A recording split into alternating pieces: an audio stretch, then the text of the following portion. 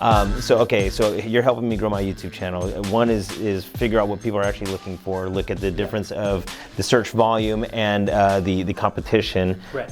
Find that sweet spot of low competition, high search volume. Try to mess with different ways of gaming the system in the sense of getting people engaged into it. What else can I do? I would always stay on top of the new features. So whenever a platform will push a new feature, like Instagram's really good because they'll send you a story and they'll say, oh, by the way, a new feature. So for YouTube, because they introduced stories a few months ago, you'll see it's at the top left of your feed and it's always persistent. Or like when you're scrolling, you'll see people's stories come up in the middle of stuff.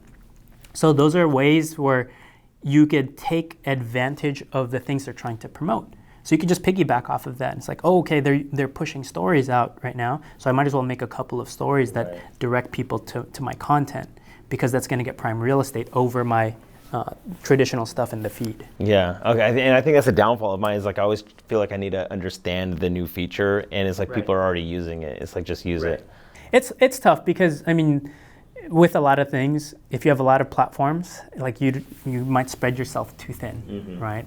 And it's tough. That's why we're scaling our team. That's why we're just completely focused on the future now, where we have a whole team dedicated to, owning particular parts of, one platform or another platform or marketing or something like that. Just so we know one person can't do it all, and it doesn't make sense that way. Yeah.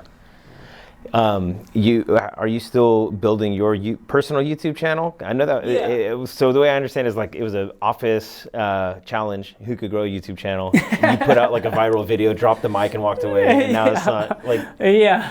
Well, I think last year Chris has always been pushing us like, okay, everybody has to develop their own personal voice, their own kind of audience around themselves, so that we can be seen as different characters on our main channel, right? So because we all attract different audiences. So over the winter break, I was remodeling my home office, and I was like, I'm going to document this thing. And I was searching on YouTube, and I was like, wow, there's a lot of videos on this stuff, and they're all cool, they're all engaging. Like, I'm watching all of them.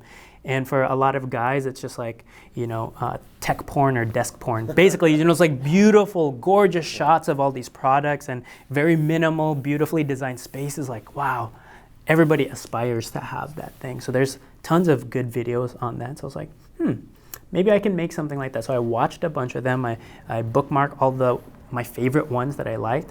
And then I did the YouTube tools to figure out what key phrases were they using, what did they put in their description, how are they doing it, and I observed a couple of things. These key phrases: desk tour, workspace, and then I was trying to figure out something that would make mine unique. So I put, I think I called it like DIY workspace, designer's desk tour. So I got all those key phrases in there, but it made it unique to me because it's like, well, this is a designer's POV of how they would set up their space. Yeah. So that was the keyword thing. And then what I noticed in a lot of the descriptions for a lot of these channels is they would list out all of the products they would have in their video. So I did that, and I realized two things. I think the reason why my video did pretty well is because I had a lot of SEO in there in terms of all of the products that I featured in my video. So it did two things for me. Now, when YouTube and Google is looking at my video, it's looking at all the words that are in there. It's like, oh, this is related to Apple products. This is related to Logitech craft keyboards. This is related to basically everything that was featured in my video. So I'm giving YouTube more fuel to understand what my video is all about.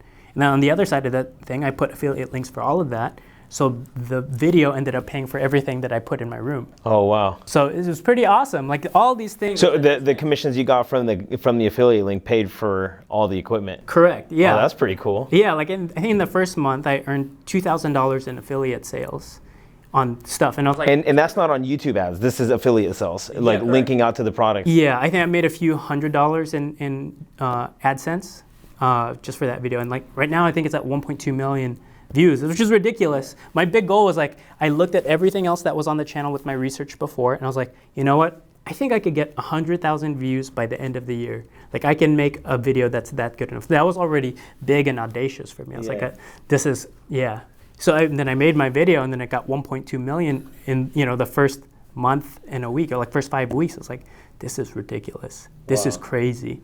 But it rode on a lot of trends, like, again, I think my particular video was very different than the rest of the stuff on there, because all the stuff that I found on there was mostly like tech heads and gamers, and then nobody else. And there's some females in there, but they didn't have a whole lot of. There wasn't a lot of videos on that stuff. So I was like, I feel like I'm. How many followers did you get on your channel too? I started with a few hundred. Like I think at the end of last year I was at maybe 300 or 400, and I think now I'm at 25,000 subs. But off of 3 videos, I only have 3 videos on my channel. And, I haven't a lot of it too, updated. because you've got a ton of content, but it's on the future, so you have a name, a reputation around Matthew Encina. Right. It's based on another channel, but because you're known, that's kind of helped springboard into this. I think so, but the thing is, like, I've had this channel for a long time, for many years. I just haven't put anything on it. It's just been parked there, but I've been commenting as myself through the channel. So that's why I've earned, like, that's why I had the 300 subscribers probably left over from the future.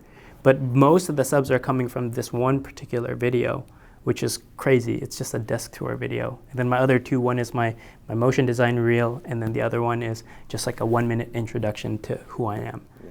This is crazy. Well, this is perfect. I feel like I need to just stop right now because it's just like drinking from a fire hydrant. All right, I got to go home and do some stuff. And one of the things, I'll just talk to the audience, whoever's going to be watching this, some of the things that I've heard is you got to just go out there and try it and do stuff based off of calculations, right? So you have to have some sort of game plan going into this. And one of the things that I heard was don't be afraid of being lumped up with the noise. There's other people that are creating content, but there's a unique point of view that you have. And so even though there's other things that exist in that same space, you could create something and make it amazing, and people are going to resonate with your point of view. So that's what I'm going to do when I go home. Yeah, and just for the tools, vidIQ, TubeBuddy.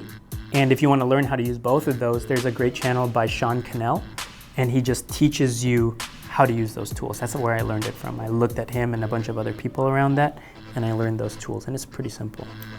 Thank you, brother. Appreciate it. Yeah, for sure. Dude, that was like amazing. Yeah. Cool.